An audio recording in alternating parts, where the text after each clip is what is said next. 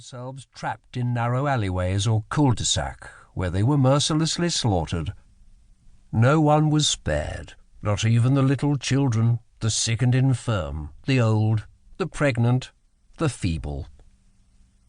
The air swelled in a cacophony of screaming and wailing. Women cried out for mercy as they were raped. Dogs howled as they were crushed under the feet of the soldiers. Horses reared and plunged, trampling soldiers and victims alike. The city was awash in blood and dismembered bodies.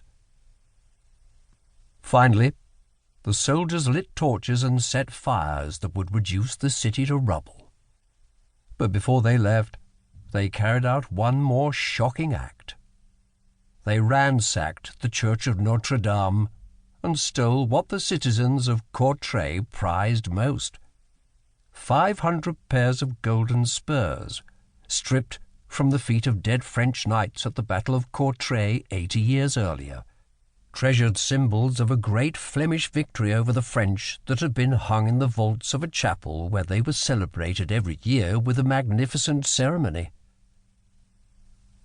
A Frenchman who had not taken part in the massacre stood at the portal of the church and watched as a group of soldiers climbed up to the vaults, tore down the golden spurs, and flung them into the eager hands of their comrades waiting below.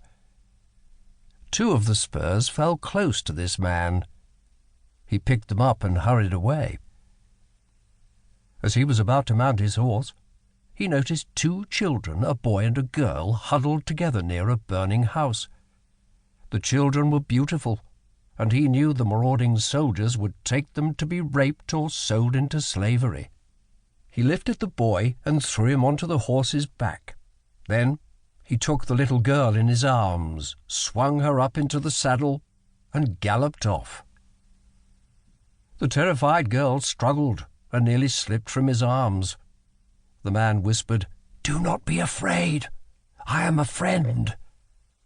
The child looked into his face and relaxed, but the boy, seated behind the man, lashed out with his fists and shouted, "Damn you and your king to hell!"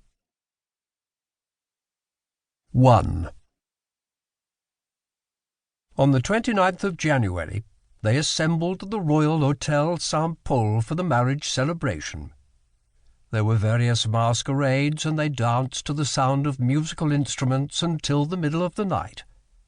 Then, while the young lords thought only of amusing themselves, someone threw a spark at those taking part in the masquerade. Immediately, the clothes of the dancers went up in flames. The monk of Saint-Denis, Chronique du religieux de Saint-Denis, contenant la règne de Charles VI, de 1380 à 1422. Paris, late February, 1393. She was surrounded by burning men, hairy savages who shrieked and writhed and tore at their blazing costumes. Naked flesh peeled away. Twisted bodies fell to the floor and curled up in agony. Friends rushed to help them.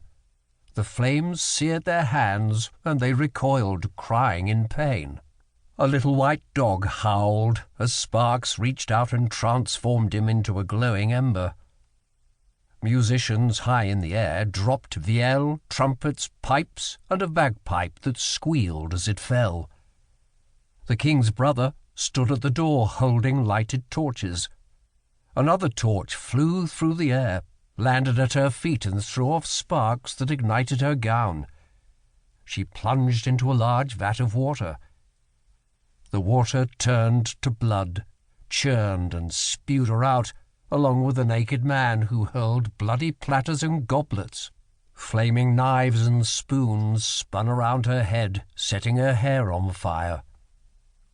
The burning men, now reduced to red-hot skeletons, lurched toward her, and she ran to a woman dressed in silver and crawled under the train of her gown, only to be pushed out by a madman wearing a large jeweled crown. She tried to pull the train back over her head, but it slithered away. The fiery skeletons pounced.